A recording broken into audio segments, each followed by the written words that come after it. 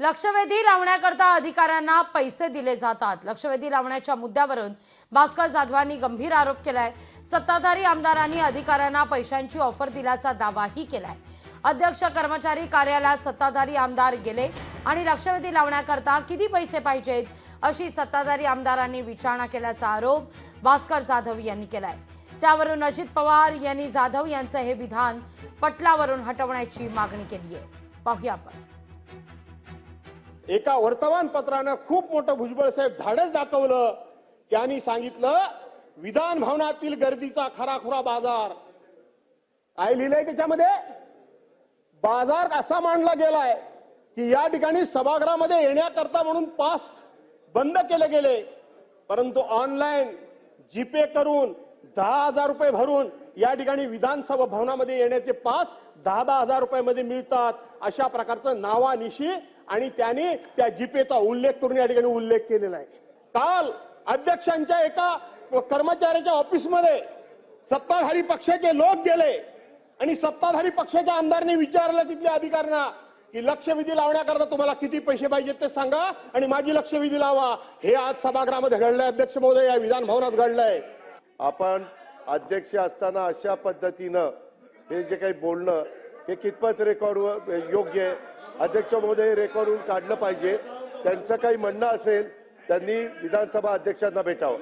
त्यांनी सभागृहाचे नेते देवेंद्र फडणवीस साहेबांना भेटावं।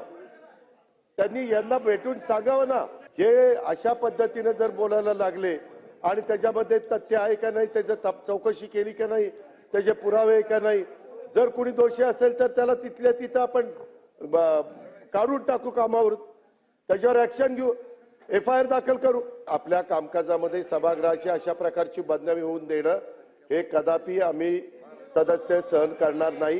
हे थांबलं गेलं पाहिजे। त्या पद्धतीने भास्कर आपल्याकडे अपेक्षित नाहीये की आपण या सभागृहात अशा पद्धतीने बोलणार। अध्यक्षमध्ये मी मर्यादेमध्ये बोलतोय। मी अध्यक्षमध्ये तालिका अध्यक्ष म्हणून जेव्हा त्या सीटवर बसतो ना, तेव्हा मी चिठ्ठी पाहिल्या आहेत की जे या विधानसभामध्ये लक्षवेधीवर अध्यक्षांवर बोट करून दाखवून बोलतात की हे लक्षवेधी एवढ्या प्रमाणात लागतात, त्यांच्या चिठ्ठ्या मी वाचल्या आहेत। लक्षवेधी घ्या म्हणून त्यांच्या चिठ्ठ्या, नाव घेत नाही मी।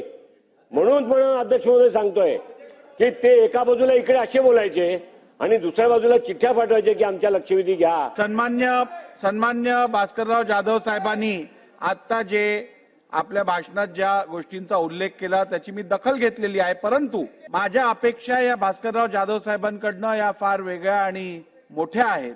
त्यांच्या उल्लेखनीय कामगिरीला बघून त्यांचं नाव विरोधी पक्ष नेता करावं म्हणून माझ्याकडे प्रस्तावित केलं गेलं आहे। त्यामुळे अशा व्यक्तीकडनं सभागृहात